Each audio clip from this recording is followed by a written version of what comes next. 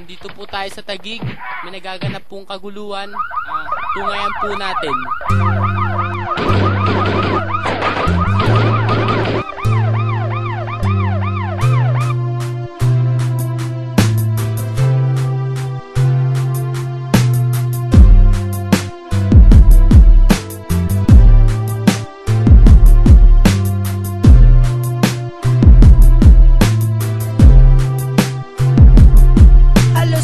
Gabi na lang akong nananaginip, para bang ang masamang hangin sa utak ay umihip. Mga kidnappers ay patuloy pa rin ba sa pagdakip nang walang kaawa-awat sa milyon ng kapalit. Panahon na para baguhin ang maling pamamalakad. Ang kalikain ng Pilipinas ay matupad. Huwag pakubad-kubad sa pagkilos, pagkat nagugutom na ang ating mga mustos na walang ibang gawin kundi lamang ay malimos. Pati natin tapusin ang tigmaan at wag na magtuos. Ilang chap-chap na katawan na makikita dyan sa daan, habang ang problema ng ating bahay hindi gumagaan. Patuloy pa rin ligma ng Kristiyano at Muslim. Ba't di tayo magsama-sama at tayo manalangin? Panginoon, tulungan mo po ang aming bayan, para ba makakasalba dito sa tunay na kahirapan.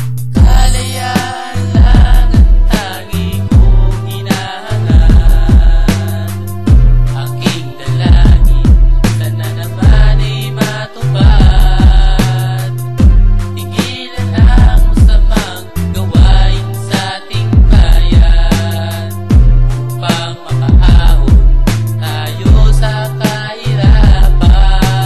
Sana'y kayo sa katotohanan kung ba't ang Pilipinas ay sadlak sa kahirapan. Sana naman ang bisyo ay inyo nang tigilan, pagkat ito ay masama sa ating kalusugan. Mga politiko, hanggang ngayon tayo ay ginagago. Paano ba mapapasa atin ang tunay na pagbabago? Kabataan ang pag-asa ng ating bayan. Paano na kung bisyo nila hindi tinitigilan?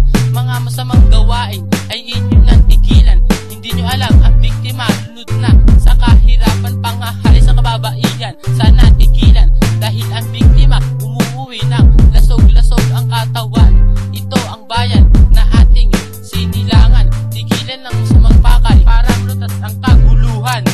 Tigilan na ang digmaan sa ating bayan, na dulot lang ay kamatayan. Kalayaan lang ang tangi kong hinahangan.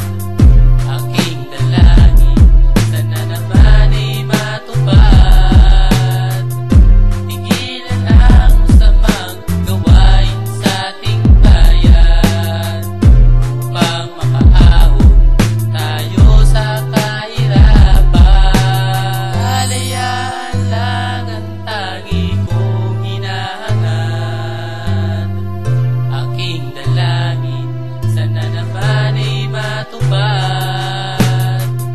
Tigilan ang masamang gawain sa ating bayan, upang makaahon tayo sa kahirapan. Ang kahirapan sa Pinas, kailan ba malulutas?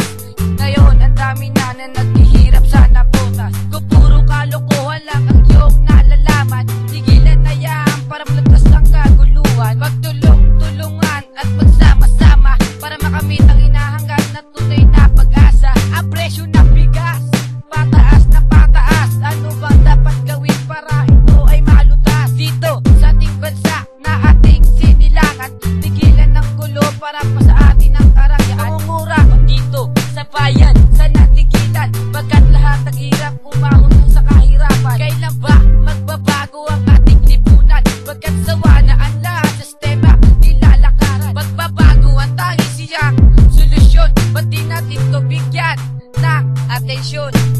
Kalayaan